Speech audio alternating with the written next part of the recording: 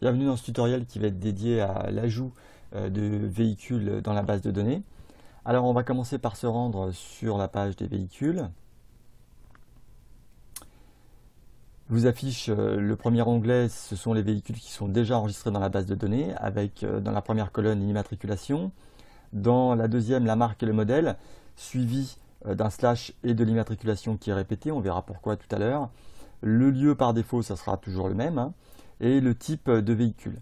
Alors nous, on est dans la position d'ajouter un véhicule, donc on clique sur l'onglet ajouter véhicule. Il suffit simplement de saisir la marque du véhicule. Alors, dans notre cas, on va prendre une moto tout-terrain SEV. Le modèle, c'est Itrix, j'avais déjà tapé, alors j'ai plus à le retaper, hein. Et l'immatriculation, on peut noter ce qu'on désire, hein. À partir du moment où ce n'est pas une immatriculation qui existe déjà, évidemment, sinon elle sera refusée par le logiciel, hein. Alors l'immatriculation, dans le cas présent, on peut prendre une immatriculation qui est interne, hein, TR87 par exemple, hein, ou TT 87. Cette immatriculation, je vais la répéter ici, derrière un slash. C'est tout simplement pour que on ait une meilleure visibilité, que ça apparaisse dans le titre des véhicules lorsqu'on fait des réservations.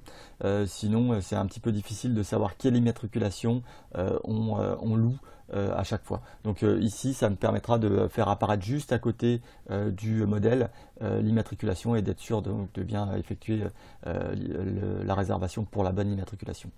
Ensuite, enregistrer.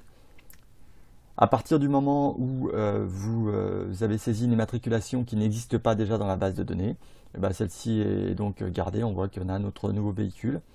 Il va tout de suite aller alimenter la base de données et être un véhicule en plus que vous pourrez louer, soit à travers le site client ou la console d'administration. Il va se rajouter aux véhicules qui sont disponibles.